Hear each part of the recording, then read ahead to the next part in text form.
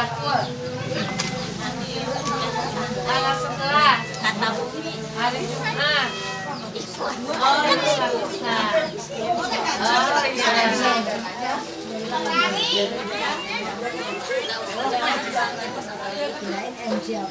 iya.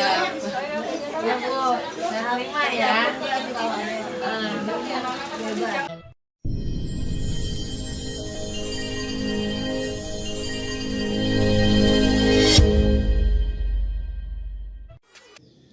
Assalamualaikum warahmatullahi wabarakatuh. Selamat berjumpa kembali.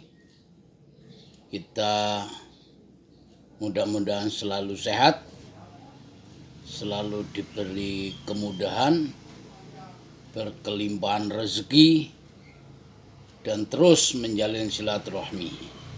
Maka itu, kepada yang belum subscribe, silakan nanti bisa bersubscribe supaya komentar-komentar Anda, subscribe Anda itu akan membuat saya lebih semangat untuk memulai kembali bagaimana mengupdate informasi. Mudah-mudahan ini menjadi manfaat untuk sesama. Saudara sahabatku semua yang saya hormati, saya ingin membahas satu hal yang terjadi di lingkungan kita, bahwa masyarakat kota, khususnya Jakarta dan kota-kota besar lain, itu sudah menjadi pandangan umum bahwa ikatan sosial mereka rapuh, sehingga kehidupan individual, kehidupan metropolitan itulah jauh lebih dominan. Seperti halnya kita sama tetangga barangkali belum tentu kenal, teman satu komplek, satu RT belum tentu kita kenal. Dan itu di Jakarta dan kota-kota besar lain itu hal yang wajar. Tapi beda dengan di kampung, dari ujung ke ujung itu semua orang kenal dengan kita. Karena apa? Di kampung itu ikatan sosial kita masih cukup solid. Kayak saya misalnya, kalau di kampung ya masih sangat dikenal sekali. Dari ujung gang sana atau ujung jalan raya nyari Pak Salim, putrane Bu Hasanah, oh nggih mriko.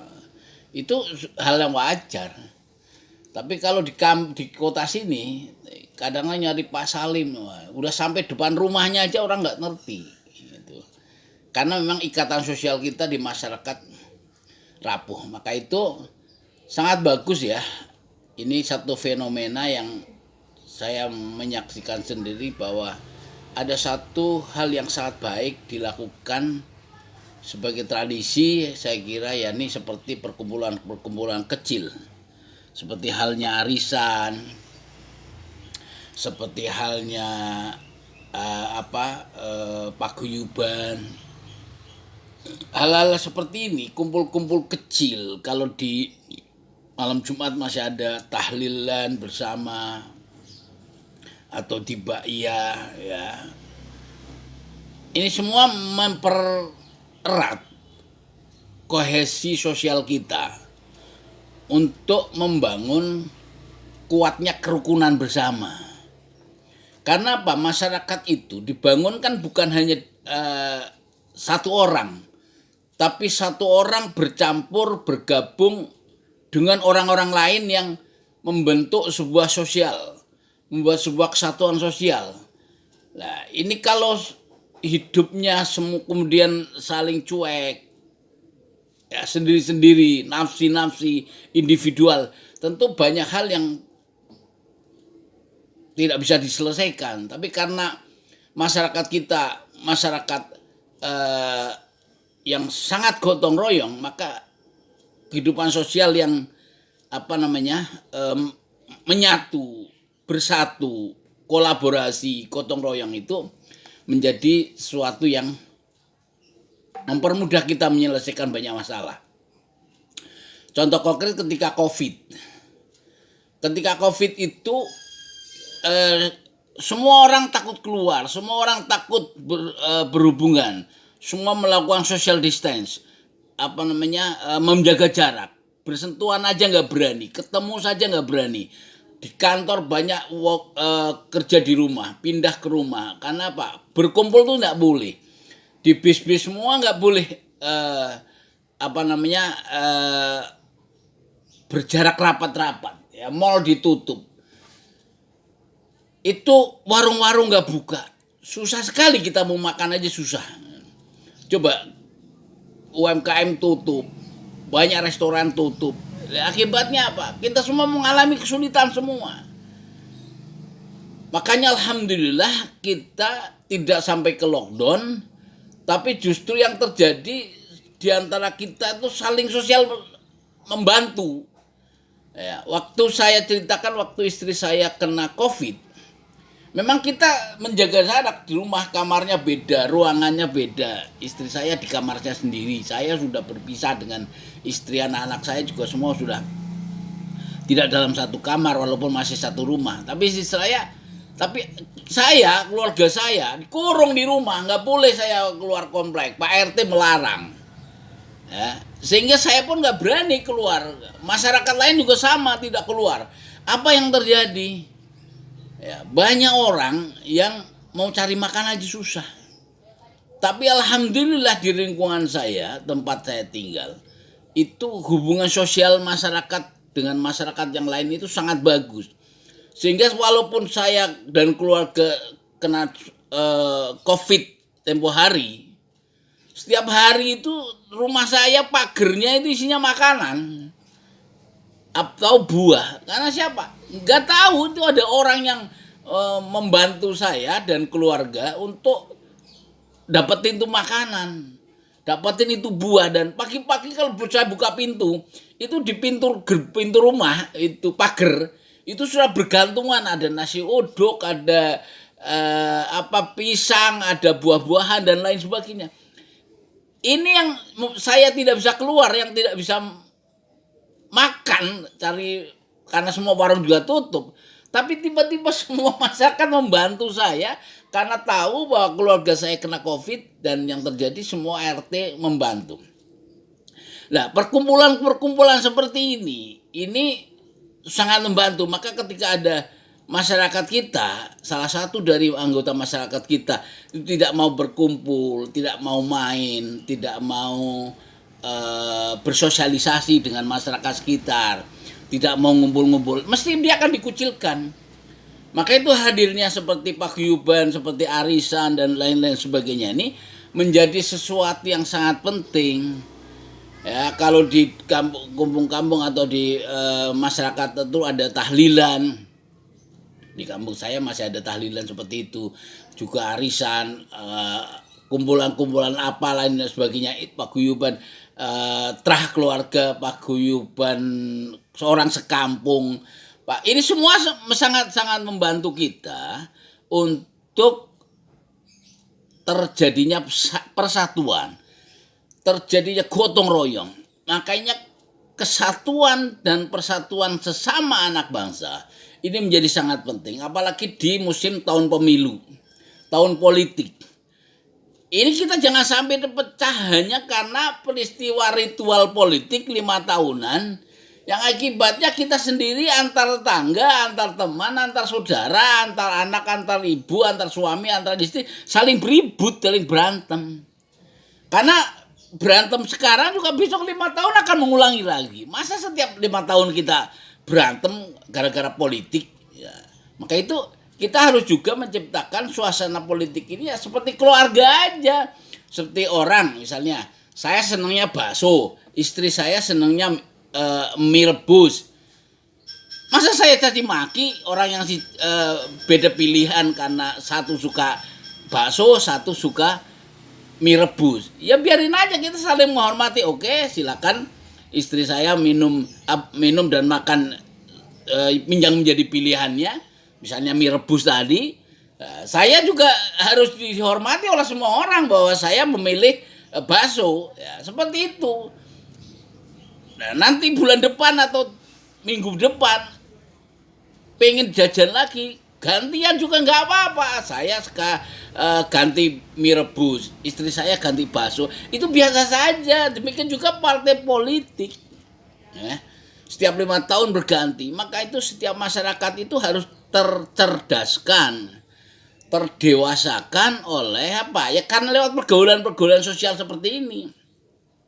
Makanya arisan, ngumpul-ngumpul kecil dalam kelompok tertentu itu menjadi sangat-sangat penting. Seperti ibu-ibu di RT saya ini, itu rutin setiap bulan itu satu RT itu kumpul semua, seperti yang saya lihatkan di gambar ini. Ini arisan yang setiap bulan mereka lakukan. Kadang-kadang mereka bukan hanya arisan ya, kadang mereka piknik bersama, kadang mereka studi banding bersama, kadang mereka lomba, ya, lomba tumpeng, lomba joget, lomba kebaya, apalagi ini mau 17-an. Nah, mereka saling saling berlomba, tapi fastabikul khairat, saling menjaga kebaikan, saling menjaga perasaan tanpa perlu merasa bermusuhan, tanpa perlu merasa tersaingi, semua fun-fun aja, semua saling menghormati. Dan itulah yang membuat persatuan dan kesatuan bangsa Indonesia itu menjadi kokoh karena ada perkumpulan-perkumpulan kecil seperti ini yang mari kita langgengkan, kita uri-uri, kita pelihara, semoga masih tetap hidup, tetap eksis, lestari di bumi Pertiwi, sehingga kita semua memperoleh manfaat atas kebersamaan ini. Terima kasih, mudah-mudahan bermanfaat. Assalamualaikum warahmatullahi wabarakatuh. Jadi alasan Umi udah pada mulai mau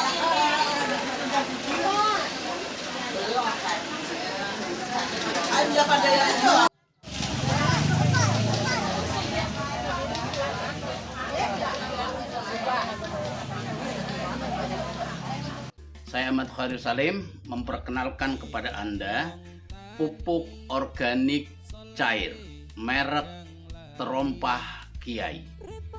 Pupuk cair organik ini diproduksi dan diedarkan oleh teman-teman yang tergabung di Koperasi Sahabat NU. Pupuk ini sangat efektif dan efisien untuk padi dan sayur mayur Anda. Karena apa? Karena kalau selama ini bertahun-tahun Anda menggunakan pupuk kimia, maka produksi kian tahun kian menurun, itu nyata. 1 hektar Anda bisa menghasilkan 5 ton padi misalnya untuk sekali musim. Maka ketika Anda berubah dengan menggunakan pupuk organik cair ini, maka insya Allah wasilah doa para kiai, pupuk organik Terompah Kiai ini akan merubah penghasilan Anda menjadi 6-7 ton dalam sekali musim panen. Bahkan pada tahun ketiga, ketika Anda menggunakan pupuk ini terus-menerus, maka akan memperoleh kestabilan produksi di angka 8-9 ton sekali panen dalam 1 hektar sawah padi Anda. Kenapa begitu?